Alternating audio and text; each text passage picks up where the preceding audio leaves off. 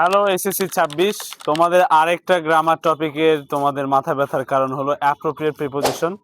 তো প্রিপোজিশন আসলে কিভাবে পড়লে 5-এ 5 পাওয়া সম্ভব সেই ট্রিক্স অনুযায়ী আমি তোমাদেরকে শেখাতে চাই যে সবচেয়ে বেশি বোর্ড কোশ্চেনে আসলে অ্যাপ্রোপ্রিয়েট প্রিপোজিশন, অর্থাৎ অ্যাপ্রোপ্রিয়েট প্রিপোজিশন যে গুরুত্বপূর্ণগুলো আছে আমি তোমাদের 15টি করে প্রতিটা ভিডিওতে দিব, অর্থাৎ 10টা ভিডিওর মাধ্যমে তোমাদের 150টা প্রিপোজিশন দিব। তোমরা যদি ভিডিও দেখে দেখে একটু কষ্ট করে মুখস্থ করে নিতে পারো তাহলে গ্যারান্টি দিচ্ছি এর মধ্যে তুমি 3 বা 4 কমন পাবা।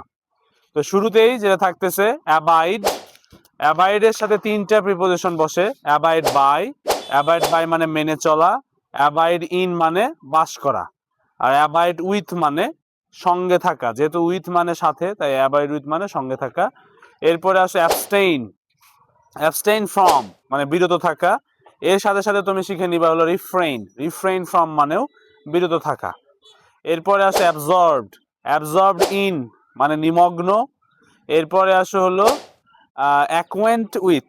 অ্যাকোয়েন্ট উইথ মানে পরিচিত। Abound in.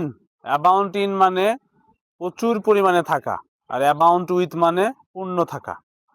এরপরে আসো অ্যাডহেয়ার টু, খুবই খুবই ইম্পর্টেন্ট। অ্যাডহেয়ার টু মানে লেগে থাকা বা কোনো কাজে লেগে থাকা বোঝায়।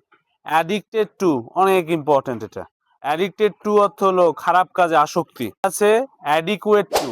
অ্যাডিকুয়েট টু হলো পর্যাপ্ত। এটার সাথে আরেকটা শিখে নিতে পারো সাফিসিয়েন্ট। সাফিসিয়েন্টের সাথে আবার ইন বসে, সাফিসিয়েন্ট ইন। আছে এগ্রি। এগ্রি দিয়ে আমরা 2-3টা পেয়ে থাকি, তার মধ্যে বেশি ইম্পর্টেন্ট হলো এগ্রি টু কোনো প্রস্তাবে রাজি হওয়া। এগ্রি উইথ মানে কোনো বিষয়ে রাজি হওয়া বা একমত হওয়া। এরপরে last one alien to. Alien to শব্দের অর্থ হলো, বা এলিয়েন টু বলে অনেকে, আসলে অ্যালিয়েন টুটাই সঠিক। এটার অর্থ হলো বিরোধী। তো এই 15 প্রিপোজিশন এক ভিডিওতে, তোমরা দয়া করে একটু নোট করে পড়ে নিবে। দেখা হবে পরবর্তী ভিডিওতে। ভিডিওটি কাজে লাগলে এবং ভালো লাগলে বন্ধুদের কাছে শেয়ার করে দিও।